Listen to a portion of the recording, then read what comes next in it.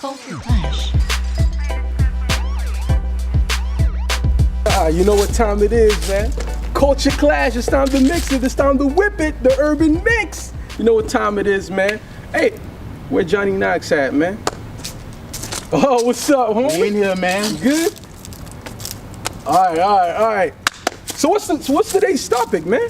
Man, we gotta get some quick reviews on the albums that dropped this morning. We got the Future and Thugger, Super Slimy. Woo-hoo-hoo. Banger right there, straight banger from finish to end, man. Just hits. Hard. Like I was saying yesterday, man, it's like Future's catalog keeps getting bigger. And in that case, Young Thug's catalog as well. Yes. But I mean, you know how humongous Future's is right now. It's ridiculous. Super. And it seems like there's no, like, can somebody really stop Future? Can somebody stop that Future wave going on right now? Do you think somebody can stop it? Of course not. The Future Hive, man. Future Hive, man. Future Hendrix.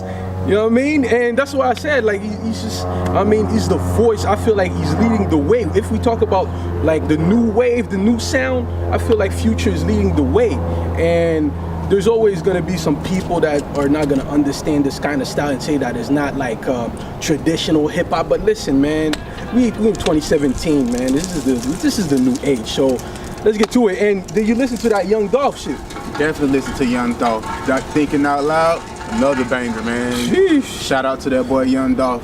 I hope everything's all right, man. Also, we want to talk about that Young Dolph, because Young Dolph, people like, and we're talking specifically to artists.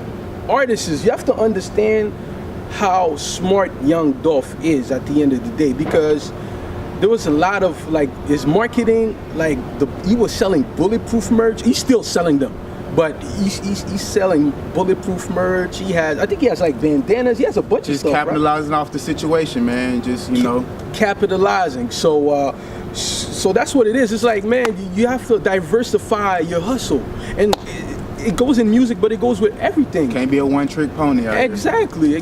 Because let's say if something starts getting slow, you know you have those 5 other revenue streams coming.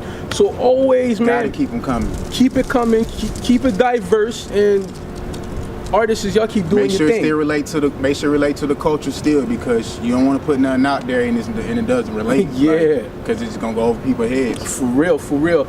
And I don't know if you saw that. What's going on, man? I'm hearing something going on with Atlantic Records. Atlantic Records? Taking people's souls. Taking people's souls. Like, it's crazy. You saw that a little bit? I seen a little bit about it. Shout out to Metro Boomin before I start off.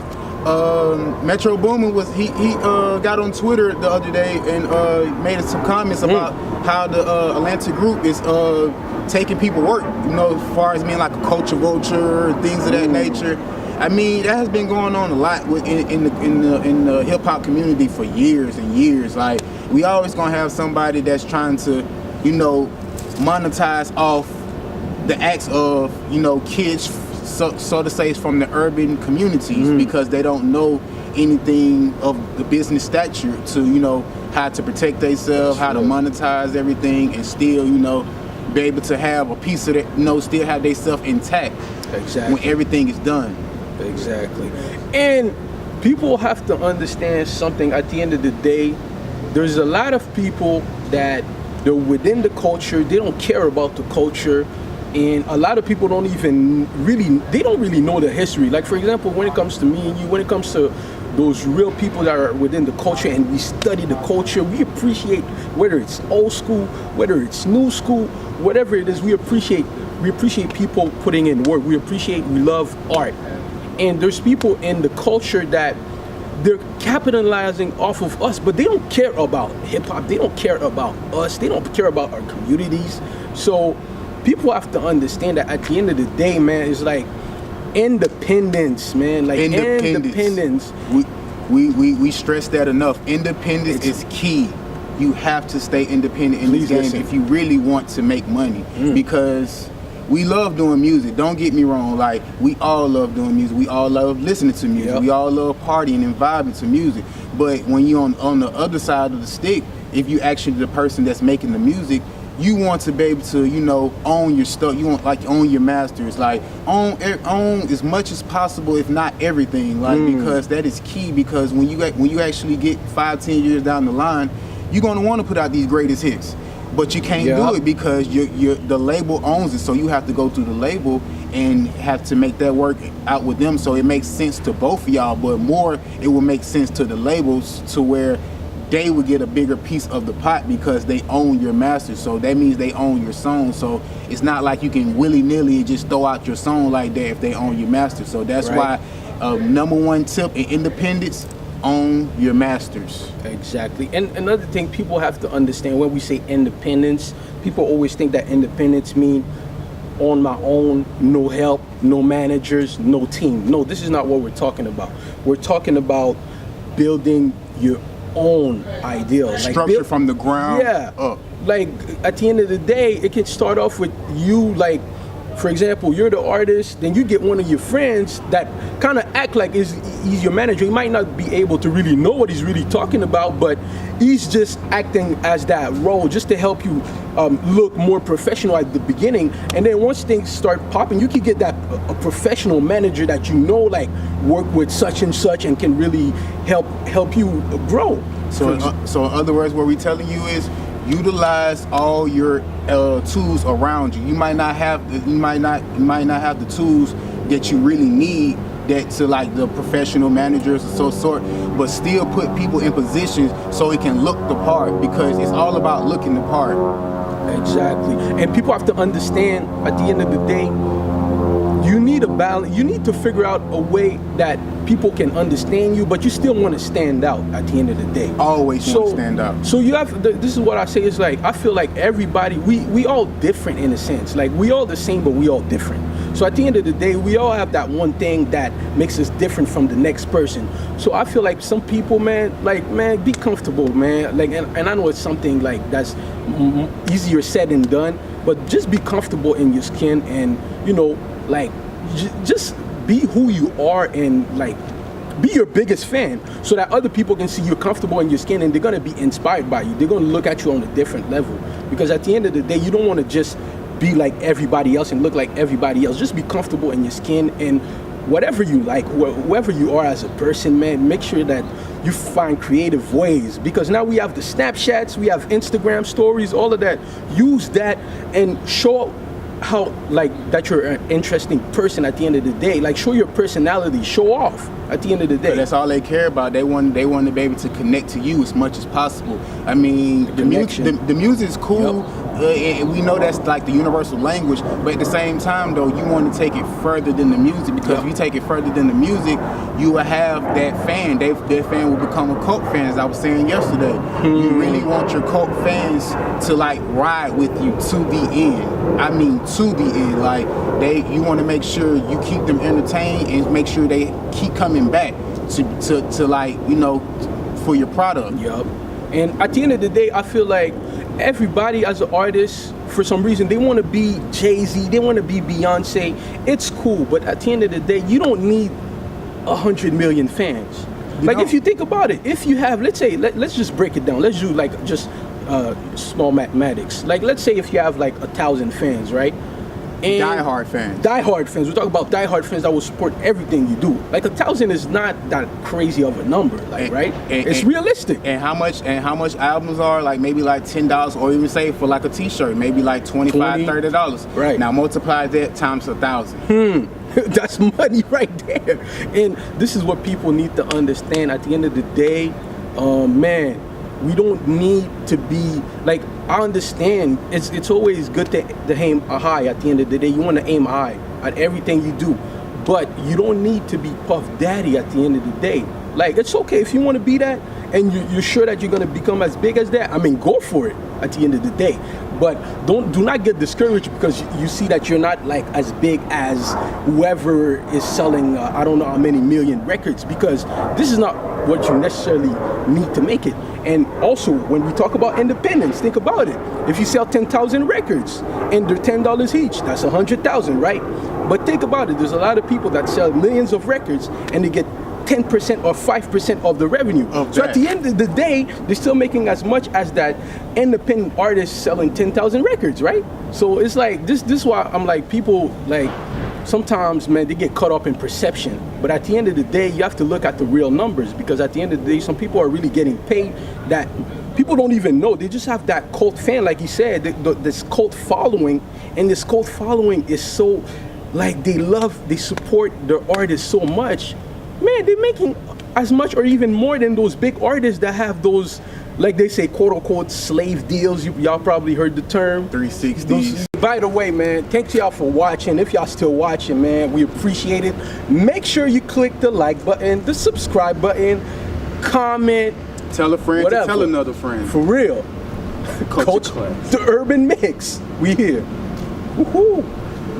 All right, so the 360 deals. The 360 deals. Man, I feel like if we talk about that a little bit, the 360 deals, to me, I feel like it depends of the situations, but I feel like in certain situations, the 360 deal might be fair. Because think about it. If the person that gives you the deal is helping you with shows, right? He's helping you with your image. He's giving you tour support. He's making sure that you get to those places where you're so big that people want to book you for shows and give you those 10,000 or sometimes those hundreds of thousands of dollars, like those big artists like a Nicki Minaj or Drake's are getting sometimes millions. So it's like at the end of the day, we have to understand why big machines they can push the button and make you get it like tomorrow, you everywhere. So you have to understand why those big machines are gonna ask you for certain things, and y'all gonna feel like these are slave deals. And I feel like sometimes it is. Sometimes the deals are not right. It all depends on the artist. It all depends on the artist, and at the same time, man, get you a lawyer, man. If you get to that point where you're about to negotiate a deal, come on, get you a lawyer and make sure that that's you know like what I'm saying, he can read it and make sure that, because sometimes they use certain languages in contracts that me and you would read it and we would be lost. So we get a lawyer that can understand those words they use, those you know, those hidden tricks they trying to, you know, they put into those phrases and you don't get it, but a lawyer will understand it. So at the end of the day, get you a lawyer and not just a regular lawyer, an entertainment lawyer. Exactly, because a lot of lawyers, from my experience, I've seen lawyers that if they're not specifically entertainment lawyers, they're not gonna understand how to negotiate an actual record contract. So make sure to get, like you said, an entertainment lawyer at the end of the day. This is important. And also another thing, because we talked about the teams, we talked about having a team, having a manager, and sometimes you have to think about it. Sometimes it's like you saw XXX Temptation. I'm not sure if I said the name right. XXX. Yeah, like he just got a $6 million deal for one album, right? With Capital Records. So that just shows you that at the end of the day, I feel, to me personally, I don't know of obviously the specifics of that deal, but to me, $6 million for one album is fair. Like, it's not like he's gonna be stuck forever. It's not like his career is just starting at the end of the day. So he can give up an album and get that $6 million quick. And that's why I feel like at the end of the day, it's not necessarily about getting a deal or being independent per se. It's about the actual situation. Is it worth it for you or not? And this is what people have to think about. Is it worth it? Is it worth it? This is all we have to think about. To me, ownership is important. But sometimes, if they give you a check that's going to give you way more than having the ownership of that particular project or that particular situation, you have to think about things. And this is why I say, at the end of the day, it's a matter of, you know what you're in for, do your research, and know what matters to you, so that whenever a situation comes to you, you know you're ready. You're like, okay, you know what, I'm taking that deal, or you know what, nah, I'm staying independent.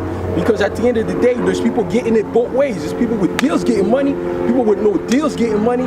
So at the end of the day, it just shows you it's just a matter of you put in the work and work smart. Like, work hard, but work smart at the end of the day, and you're gonna be good. Smart. You know what I'm saying? Let's eat this money. I mean, like, there's money in the culture mix, man. Like, for real. Let's get it. But at the end of the day, you know what I'm saying? Put in work.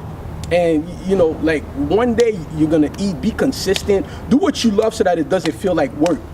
This is one of the most That's important things. You have to do what you Like, love. Don't do nothing that you're Yeah. forcing to do. It has to be at a point where you look at the time, you're like, oh shit, like, man, like it's already 8, it's already 9. Like, I didn't know like all that time passed because you love what you do so much. You don't look at the time. You don't want to just clock out like a regular job or something you hate. It's something you love. So it's important at the end of the day because if you love it, man, you can do that shit for 20 years, 30 years. And you wanna keep going. You're gonna wanna keep going at it again and again and again. So let's win, y'all. Let's get it, y'all, man. Like, follow your dreams at the end of the day, man. Like, and this is what the Culture Clash. At the end of the day, we want to talk about culture, but we want also to motivate y'all, man. Because Definitely motivate. I feel like there's a lot of people that don't get that motivation. Like, you know what I mean? So at the end of the day, this is what Culture Clash is here for, man. Especially for the little guy. For real. We here. Urban Mix. Make sure you subscribe. Subscribe. You better subscribe. Culture Klash.